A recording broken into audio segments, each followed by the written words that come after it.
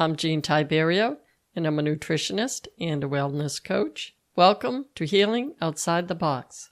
This is episode 159, and it's Possible Natural Treatments for Alzheimer's Disease, Part 2.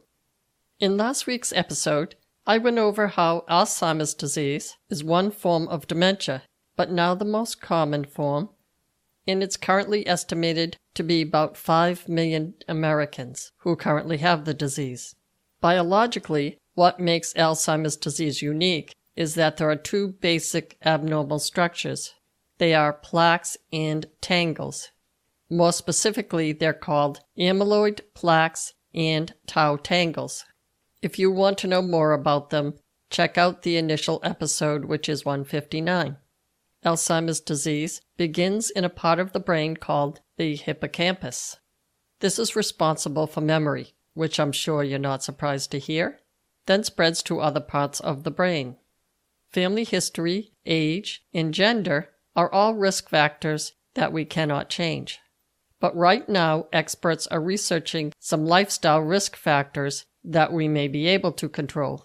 I'll go over some non-food related risk factors, then spend some time on food related risk factors, and then finally food related possible treatments, which is what this whole darn episode series is about. Here are the non-food related risk factors for Alzheimer's. These are in no particular order. Number 1, inactivity or lack of exercise. This may be an indirect link to Alzheimer's disease because inactivity can lead to diabetes and also heart disease and obesity, which can lead to Alzheimer's disease.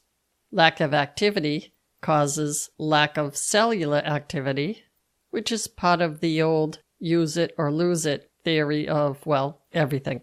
But I think the takeaway in number 1 is that lack of activity can lead to diabetes, which is a big risk factor, as we'll soon see. Number 2, head injury. Well, this seems to be a no-brainer. This link only appears to be strong with repeated head injuries, see NFL, or a head injury that involves loss of consciousness. It goes without saying that this is why we need bicycle helmets and seatbelts. Number 3, psychological stress. Stress of any kind can create a hormonal imbalance, especially in cortisol levels, and this can lead to things like diabetes. Stress can also harm our immune system and can lead to infections such as viral infections, which, as we'll see, might be a separate risk factor. Number 4, smoking. Again, this is a no-brainer. Smoking deprives your bloodstream of oxygen. This blood that has inadequate oxygen goes to your brain. Therefore, your brain has inadequate oxygen. Inadequate oxygen can speed up cell death, and that means nerve cells or neurons as well. Number 5, heavy metals, in particular mercury or lead. Both of these heavy metals are neurotoxins, so no surprise here. Number 6, illegal drugs. Drugs that make you high will generally deprive your brain cells of oxygen, and this ain't a good thing. Oxygen-deprived neurons will die at a faster rate. Some drugs are also specific neurotoxins. A cardiologist once told me that at an autopsy of a young man who died of an overdose of cocaine, the heart was so damaged that it could be squeezed in their hands, almost like it was cottage cheese. In other words, the cells were so damaged that they had very little cell structure left. I know this is a sensitive subject, but seizures are also seen on a regular basis in people that are addicted to certain drugs, even at a young age. Number 7, sleep medications. In particular, Ambien has been studied and found to possibly increase the risk of getting Alzheimer's disease. I imagine this might be true of similar drugs as well. However, there may also be other factors involved, i.e., if someone is taking a lot of Ambien, they could also be taking a lot of anti-anxiety meds or similar prescribed meds that affect brain function. We don't know for sure. Number 8, viruses. This is an interesting one. There is no evidence to assume it is likely that viruses or even a few bacteria strains may increase your risk of getting Alzheimer's disease. This might happen because they are both linked to the inflammation process, and there is certainly such a thing as an inflammatory response in the brain. They have studied the herpes simplex virus, the one that causes cold sores, and also some bacteria and even fungi, and they have found a link with Alzheimer's disease in many of these microbes. But there is no evidence that this is going to make Alzheimer's disease contagious. It just seems like the inflammation caused by an outbreak of, say, a dormant virus may trigger amyloid plaque formation. Also, microbes can excrete mycotoxins as byproducts of their metabolism, and this may interfere with brain signaling. We're still learning about this. Number 9, free radicals or oxidative stress. Free radicals are not good for living cells. By the way, many of these things I'm talking about can also be linked to an increased risk of cancer. If oxidation is bad, could antioxidants be good? Oh, I think maybe so, but we'll get into that soon. Okay, so next we have the food-related risk factors. By and large, the risk factors for heart disease are similar to the risk factors for Alzheimer's disease. This seems logical because the heart pumps blood to the brain, and the brain needs to be well oxygenated to avoid almost any disease progression. So what narrows the opening to the arteries, as is the case with atherosclerosis, will restrict blood flow and therefore oxygen to the brain. And the same goes for high blood pressure and high cholesterol. Any injury or inflammation affecting the opening to the arterial wall is a risk factor for atherosclerosis and will also now increase your risk of developing Alzheimer's disease. Obesity leading to uncontrolled diabetes will increase your risk of both heart disease and Alzheimer's disease. The same is true about strokes. The dietary habits that lead to a stroke could also increase your risk of developing Alzheimer's disease. If you've had a stroke, then you really increase your risk of having Alzheimer's disease. It's starting to sound like prevention is the way to go. The bottom line is that these plaques and tangles in the brain are more likely to cause Alzheimer's disease after a stroke or any reduction in blood flow to the arteries that feed the neurons. So then it makes sense that the dietary risk factors that could lead to a stroke or heart attack could also lead to Alzheimer's disease. So what are these risk factors? Well, I've said it before, but I don't mind saying it again. Number 1, saturated fats, in particular from meat and dairy. There is some disagreement among experts in the Alzheimer's field as to specifically which fats are bad and which fats are good. And that's partly because the brain does need some fats and oils to run effectively. And I certainly don't think you should take one person's opinion, either mine or someone else's, as gospel truth. As always, check with your physician before changing any dietary plan. Having said that, I stand by my opinion that it is saturated fat, especially from processed foods, if in abundance, may increase your chance of getting atherosclerosis and, I guess, therefore, Alzheimer's disease. Many people, including myself, have written about the blue zones where people live healthy and active, sometimes well into their 80s and 90s. I'll pull up that old episode that I did on the blue zones and leave it in the show notes if you're interested. One blue zone is the island of Okinawa. The Okinawans used to have a 98% plant-based diet. That was before and during World War II. Then came the Americans, marching in with their cheeseburgers and fries. There are now over a dozen Kentucky Fried Chicken restaurants in Okinawa, and the saturated fat levels of the population have tripled. In 2 generations, the Okinawans went from the leanest of the Japanese to the fattest of the Japanese people. Can you guess whether or not their rate of artery clogging diseases went up?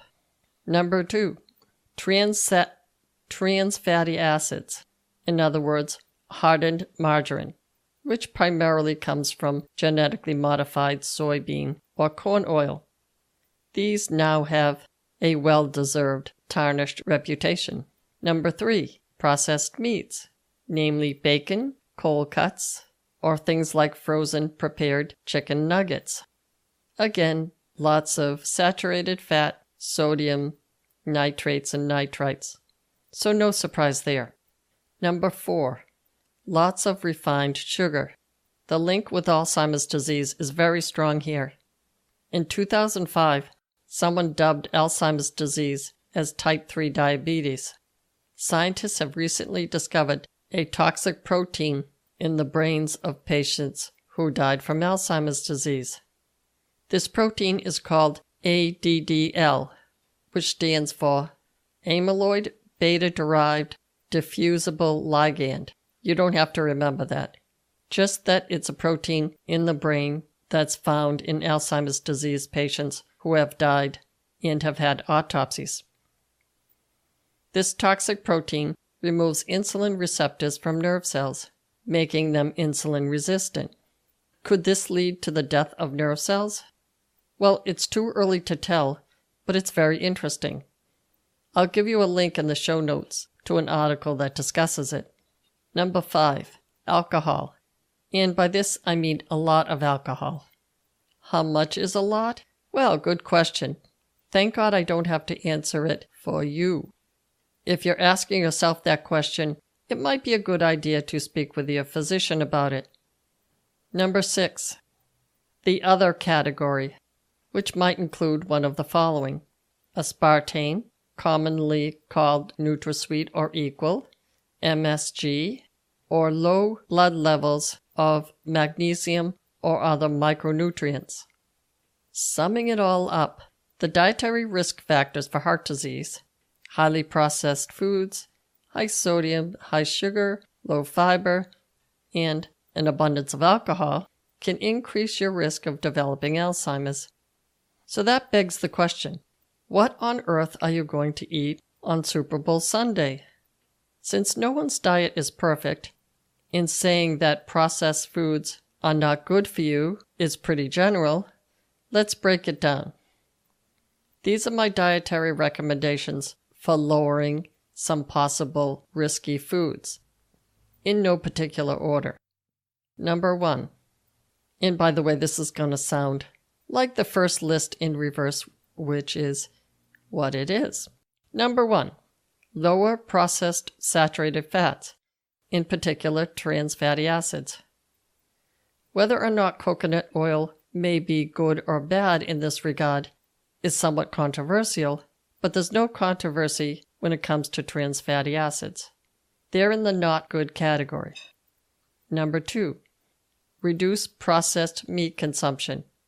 This is also directly linked to heart disease, as I've mentioned. So if you're at risk for developing heart disease, my previous list is speaking to you. Number 3, reduce cheese, especially processed cheese consumption, also related to heart disease. Number 4, keep an eye on your salt intake, especially if you have a history of high blood pressure. Now, to some extent, common sense comes into play here. Salted popcorn or peanuts are in fact salted, but they also provide fiber, which is on the good thing list. And I promise you I will be getting to the good things eventually. The type of fat that peanuts provide also contains the type of fatty acids that the brain likes. And yes, I suppose, the brain likes things and doesn't like other things. It has a mind of its own that way. Number 5, reduce refined sugars. And by refined sugars, I mean a lot of the foods that are in the middle aisles of the grocery store. We all know what they are: cookies, crackers, cakes, those little Debbie Swiss rolls with a creamy center that just melts in your mouth. Okay, snap out of it, Jean. Even my imaginary friend Mini Jean is rolling her eyes at me. Number 6. Drink alcohol in moderation. A glass of wine a few times a week is not going to cause Alzheimer's disease. I remember a conversation I had once with a cardiologist that I work for regarding what alcohol does to blood vessels.